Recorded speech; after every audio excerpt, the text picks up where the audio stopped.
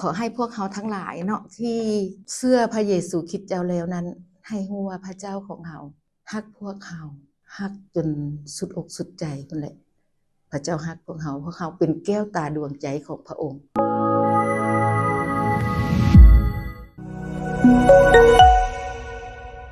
สบายดีพี่น้องทุกคนยินดีต้อนรับพี่น้องเข้าสู่รายการ Hope Devotion มื้อนี้อาจารย์นิดเนาะนัดพบกับพี่น้องพระคำที่จะนำมาหนุนใจพี่น้องในมื้อนี้ก็คือพระคำ3โยฮันข้อ2พวกเราจะอ่านพระคำนำกันเนาะขอเชิญพี่น้องอ่านพระคำนำกันเด้อพระคำ3โยฮันข้อ2เพื่อนที่ฮักของเฮาเอ๋ยเฮาภาวนาอธิษฐานขอให้เจ้าเจริญดีขึ้นในทุกสิ่ง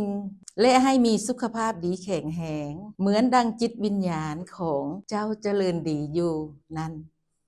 อาเมนเฮาจะอธิษฐานร่วมกันเนาะข้าแต่พระบิดา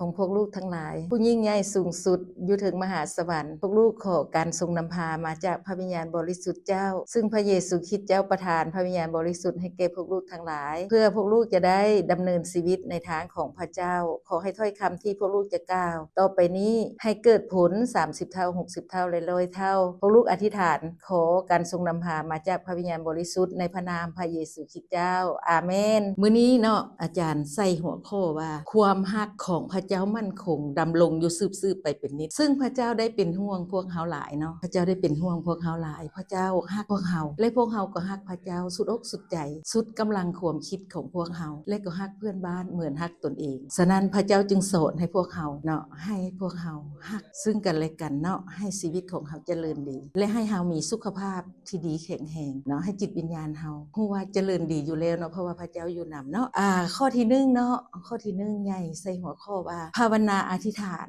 ข้อที่1ว่าจงอธิษฐานเถิดพี่น้องชาวคริสเตียนพวกเฮาให้อธิษฐานเป็นชีวิตเนาะอธิษฐานทุกเวลาดังที่มีเขียนไว้ในพระคัมภีร์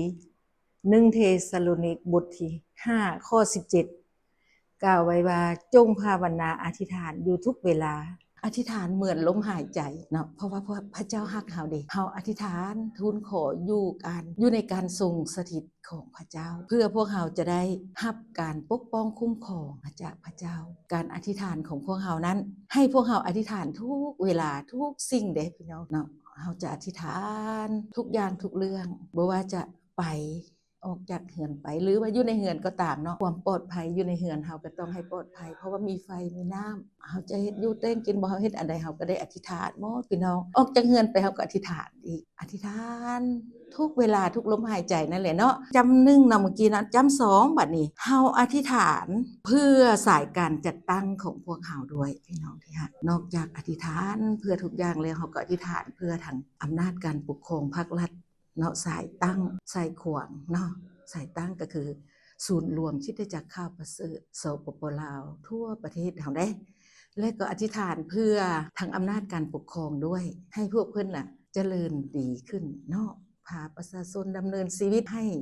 ถูกต้องสอดคล้องฮักประชาชนพลเมืองนี่แหละเนาะพวกเฮาก็เป็นประชาชนพลเมืองลาวก็อยู่ในความฮักของอำนาจการปกครองภาครัฐเป็นประชาชนที่ดีและเชื่อฟังความและพวกเฮาก็ต้องอธิษฐานเพื่อให้ประเทศชาติบ้านเมืองของเฮาเจริญดีขึ้นในการสร้างสาพัฒนาประเทศชาติก็สำคัญทุกมื้อนี้พวกเฮาก็เห็นการสร้างสาพัฒนาประเทศชาติเฮาเจริญขึ้นหลายฉะนั้นขอบคุณพระเจ้าที่พระเจ้าให้สติปัญญาแก่อำนาจการปกครองภาครัฐทุกขั้นตอนบ่ว่าจะเป็นนายกรัฐมนตรีเนาะกระทรวงกรมทุกกรมแผนกทุกแผนกทั่วประเทศลาวเป็นต้นแม่นกระทรวงภายในเนาะที่พวกเฮาชาวคริสเตียนขึ้นกับพวกเพิ่นให้พวกเพิ่นฮักแพงพวกเฮาฉะนั้นพวกเฮาอยากให้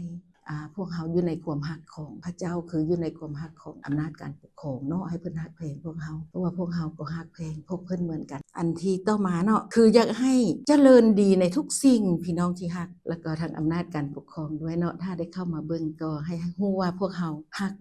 ประเทศลาวฮักประเทศชาติบ้านเมืองฮักประชาชนพลเมืองลาวทั้งที่เชื่อและบ่ได้เชื่อก็บ่เป็นหยังอยู่ร่วมกันได้มีความสุขบ่อิจฉาบังเบียดพระเจ้าสอนเฮาแบบนั้นอยู่ในพระคำของพระเจ้าอยู่ในพระคำมัทธิวบทที่22ข้อ37ถึง39 40ไปเพิ่นบอกว่าให้ฮักองค์พระผู้เป็นเจ้าเนาะสุดอกสุดใจเนาะของเฮา คือนมัสการพระเจ้าทุกวันอาทิตย์นั่นแหละพวกคริสเตียนเฮาบ่ได้ปะทุกๆวันอาทิตย์พวกเฮาต้องไปนมัสการพระเจ้าได้ฮักพระเจ้าได้สุดอกสุดใจแล้วเฮาก็สิเจริญรุ่งเรืองอยู่ดีมีแฮงเพิ่นว่าจังซั่นเนาะไปดีมาดีกินแซ่บนอนหลับไปฮอดมาถึงเนาะบ่มีปัญหาเพิ่นว่าจังซั่นถ้าเฮาเชื่อฟังแล้วก็ฮักเพื่อนบ้านเหมือนฮักตนเองถ้าเฮาฮักเพื่อนบ้านเหมือนฮักตนเองก็แน่นอนแล้วเฮาฮักเฮาจังได๋เฮาก็ต้องฮักเพื่อนบ้านบ่เฮ็ดร้ายบ่เฮ็ดผิดบ่เกลียดชังหรือว่าบ่กล่าวโทษหาเรื่องกันแนะนำให้รู้จักเรื่องของพระเจ้าบ่ให้แปลกเนาะเมื่อเวลาพวกคริสเตียนแล้วเขาจะเว้าเรื่องของพระเจ้านั้นเป็นให้พวกท่านเนาะที่ยังบ่ได้รู้พระเจ้าให้รู้ว่าเขาเจ้าฮักเนาะเขาเจ้าฮักเพื่อนบ้านอยากเว้าเรื่องของพระเจ้าสู่ฟังถ้าเฮาได้ยินแล้วเฮาเชื่อเฮาก็จะได้รับสิ่งที่ดีๆเนาะเจ็บป่วยเจ็บเป็นก็หายเด้พี่น้องขน้อยผู้เว้าอยู่นี่แหละเนาะอาจารย์นิดก็เป็นคนเจ็บป่วยเนาะเมื่อมาได้ยินเรื่องของพระเจ้าแล้วก็เชื่อแล้วก็หายดีสุขภาพก็เจริญดีทางร่างกายและจิตวิญญาณของเฮาฉะนั้นขอให้พวกเฮาทั้งหลายให้เฮาภาวนาอธิษฐานหัวข้อที่1ภาวนาอธิษฐานเนาะทุกอย่างทุกเรื่องเหมือนลมหายใจบ่ให้ว่าอุ๊ยฮอดโมงก่อนยังสิอธิษฐานบ่แม่นอธิษฐานทุกเวลาทุกลมหายใจเข้าออกขอให้พบสิ่งใดก็เอาเป็นคำอธิษฐานของพวกเฮาแล้วมันก็จะเฮ็ดให้สุขภาพเฮาเจริญดีและข้อที่2ต่อมาเนาะพวกเฮาก็เวลาอธิษฐานข้อที่2นี้เนาะสุขภาพแข็งแรงดีเนาะเวลาเฮาอธิษฐานเพื่อสิ่งทุกอย่างแล้วก็อย่าลืมสุขภาพของเฮาสุขภาพของเฮานั้นถ้าแข็งแรงดีแล้วสุขภาพของเฮาก็ไปมาได้สะดวกเนาะการอธิษฐานเพื่อพวกเฮาเองนั้นตัวเฮาเองนั้นหลังจากอธิษฐานเพื่อหมดทุกอย่างแล้วก็เหลียวเบิ่งตัวเองด้วยเนาะคือว่าอุ๊ยเฮาขาดสติปัญญาบ่คันเฮาขาดสติปัญญาพระเจ้าก็กล่าวไว้ว่าให้ขอพระเจ้าบ่ติเตียนเนาะพระเจ้าบอกให้ขอจากพระเจ้าขอเฮ็ดจังได๋ขอในนามของพระเจ้าเยซูคริสต์อาเมนได้ขอหยังแน่ขอสติปัญญาขอให้หูสว่างให้ตาสว่างให้ปากสว่างเนาะ3อย่างนี้สำคัญหลายมีไฟวิญญาณด้วยหูมีไฟวิญญาณตามีไฟวิญญาณปากเฮาก็มีไฟวิญญาณให้ลำคอเฮาลงไปถึงพุ่นแหละใส่พุงกระเพาะอาหารของเฮาทุกอย่างแขนขาของเฮาข้างขวาข้างซ้ายขาของเฮาคือกันเส้นเอ็นเส้นเลือดใหญ่เลือดน้อยเลือดฝอยในสมองของเฮานี่ให้บ่แตกเนาะเส้นเลือดบ่แตกบ่เป็นอัมพฤกษ์อัมพาตตาบ่บอดหูบ่หนวกใส่หูใส่ตาบ่ขาดปากก็ให้เว้าสะดวกเนาะบ่ให้เป็นอัลไซเมอร์ เพราะว่าคันเฮาขาดเฮาก็บ่สะดวกฉะนั้นอย่าลืมอธิษฐานเพื่อทุกอย่างและต้องอธิษฐานเพื่อร่างกายของเฮาด้วยเนาะสำคัญเส้นเลือดมันบ่ได้ใหญ่มันน้อยเด้เส้นน้อยๆถ้าแตกมันก็เป็นเลือดข้นเลือดกามเฮาก็อาจจะเป็นอัมพฤกษ์อัมพาตฉะนั้นขอให้พวกเฮาห่วงใยร่างกายของเฮาด้วยเนาะอันที่2เนาะอันที่3ต่อมาเนาะจิตวิญญาณของเฮาก็สำคัญคือเมื่อเฮารับเชื่อพระเจ้าปุ๊บพระวิญญาณบริสุทธิ์ของพระเจ้าก็เข้ามาอยู่ในจิตวิญญาณของเฮาเมื่อพระองค์อยู่ในจิตวิญญาณของเฮาแล้วพระองค์ก็ประกบไว้เมื่อเฮาจากโลกไปเนาะจิตวิญญาณของคนที่เชื่อนะพระเจ้าประกบแล้วพระเจ้าก็ยกขึ้นไปพร้อมกันเลยได้ร่างกายนี่ก็ปะทิ่มให้เป็นดินเป็นฝุ่นไปจูดเผาก็เป็นดินฝังก็เป็นดินแล้วก็เอาจิตวิญญาณเฮาขึ้นถึงสวรรค์เนาะเจ้ากรรมนายเวรอยากมาเอาอยู่แต่ว่าบ่ทันเนาะเพราะเขาเจ้าก็รอท่ารับจิตวิญญาณของเฮาไปลงใส่กรรมในนรกเนาะแต่ว่าบ่ทันแล้วเพราะว่าพระเจ้าประกบเมื่อเฮารับต้อนเอาพระเจ้าแล้วก็ขึ้นไปถึงสวรรค์กับพระเจ้าหาพระบิดาของเฮาถึงสวรรค์เหมือนดังพระคำ1เทสโลนิกบท4ข้อ16เนาะทรงกล่าวว่าเพิ่นบอกว่าจะมีเสียงฮ้องบรรษาอันดังมีเสียงของอัคคเทวดาเสียงแก่ของพระเจ้าและองค์พระผู้เป็นเจ้าเองจะเสด็จลงมาจากสวรรค์พวกที่เชื่อในพระคริสต์ที่ตายไปแล้ว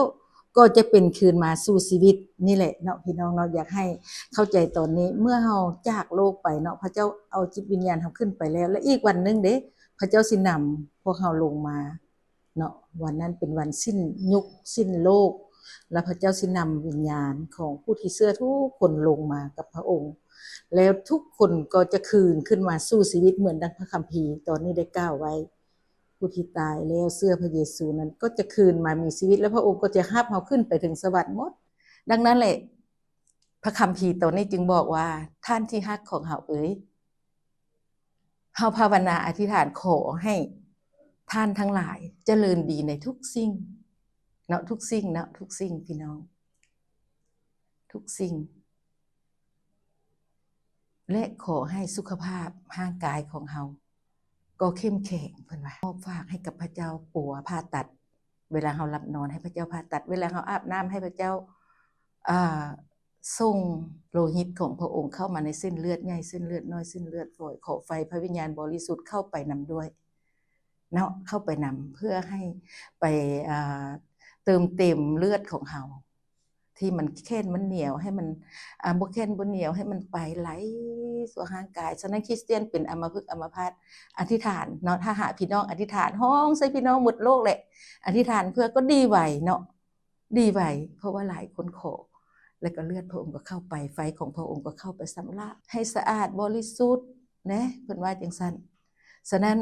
จึงอยากขอมอบถ้อยคำนี้ไว้กับพี่น้องทุกคนเนาะให้อ่านและก็เข้าใจนำกันผู้ใดได้รู้จักหยังก็มาเว้าสู่กันฟังเนาะขอสรุปเนาะสุดท้ายก็คือว่าขอให้พวกเขาทั้งหลายเนาะที่เชื่อพระเยซูคริสต์เจ้าแล้วนั้นให้รู้ว่าพระเจ้าของเฮาฮักหลายฮักพวกเฮาฮักจนสุดอกสุดใจพุ่นแหละพระเจ้าฮักพวกเฮาเป็นแก้วตาดวงใจของพระองค์แล้วพวกเฮาก็ต้องฮักพระเจ้าคืนเนาะตอบบุญแทนคุณของพระเจ้าคือฮักพระเจ้าสุดอกสุดใจนมัสการพระองค์ทุกๆวันอาทิตย์เฮาก็ไปโบสถ์ศึกษาพระคำร่วมกันกลับบ้านมาก็ยังท่องยังจำเนาะแล้วก็ฮักเพื่อนบ้านด้วยแนะนำข่าวประเสริฐเรื่องของพระเจ้าให้คนฟังแล้วก็ฮักตนเองด้วยนะอย่าลืมฮักตนเองเพราะว่าถ้าเฮาบ่ฮักตนเองก็บ่ได้เนาะต้องสะอาดบริสุทธิ์แต่หัวฮอดตีนเลยเนาะเฮาต้องรักษาให้ดีๆเด้อขอพรจากพระเจ้าร่วมกันเนาะข้าแต่พระบิดาพระบุตรพระวิญญาณบริสุทธิ์ของพระเจ้าคือองค์พระเยซูคริสต์เจ้าพระองค์ได้ตายไถ่โทษบาปกรรมพวกลูกทั้งหลายพระองค์ได้ลงไปทนทุกข์ทรมาน3วันพระองค์ก็ได้คืนขึ้นมาสู่ชีวิตและพระองค์ก็เสด็จขึ้นสู่ฟ้าสวรรค์หลังจากสั่งสอนสาวกของพระองค์หมดทุกสิ่งทุกอย่างทุกเรื่องที่จะเกิดขึ้นในโลกนี้ให้รู้จักแล้วพระองค์ก็เสด็จขึ้นสู่สวรรคสถานอยู่กับพระบิดานั่งประทับอยู่เทิงบัลลังก์เบื้องขวาของพระบิดาเจ้าทุกวันนี้พระองค์ยังอธิษฐานเพื่อพวกเฮาอยู่ขึ้นไปแล้วพระองค์ยังอธิษฐานร่วมกันกับพวกเฮาอยู่ฉะนั้นเวลานี้พระองค์ก็เบิ่งพวกเฮาอยู่ฉะนั้นขออวยพรถ้อยคำให้เต็มล้นอยู่ในชีวิตพวกเฮาและฟังถ้อยคำของพระเจ้าไว้ในชีวิตด้วยทุกๆวันอาทิตย์เก็บกำเอาถ้อยคำของพระเจ้าที่บรรดาอาจารย์เอาให้นั้นมาท่องจำฝังไว้ในชีวิตของพวกเฮาเมื่อพวกเฮาเดินไปนำทางหรือไปที่ใดดำเนินชีวิตแต่ละวันนั้นเฮ็ดเวียกทำงานหรือไปที่ใดก็ตามจะขึ้นรถขึ้นยนต์ลงเรือกำปั้นแล้วแต่จะได้ไปตามหน้าที่การงานนั้นก็ให้ปลอดภัยดีทุกเวลาด้วยเถิดนั่นคือสิ่งที่พ่อพระบิดาของเฮาถึงสวรรค์ห่วงใยพวกเฮาฮักพวกเฮาหลายและความฮักของพระองค์ก็มั่นคงดำลงอยู่สืบไปเป็นนิจพระองค์ทรงสัตย์ซื่อและเที่ยงธรรมพระองค์กล่าวสิ่งใดออกมาเป็นคำสัญญาพระองค์บ่เปลี่ยนแปลงคำสัญญาฉะนั้นขอพระเจ้าอวยพรพวกเฮาทุกคนให้อยู่ในคำสัญญาของพระเจ้าตลอดปีอายุยืนยาวมั่นเป็นรางวัลให้แก่พวกเฮาทุกคนทูลขออธิษฐานด้วยความเชื่อในพระนามพระเยซูคริสต์เจ้าอาเมน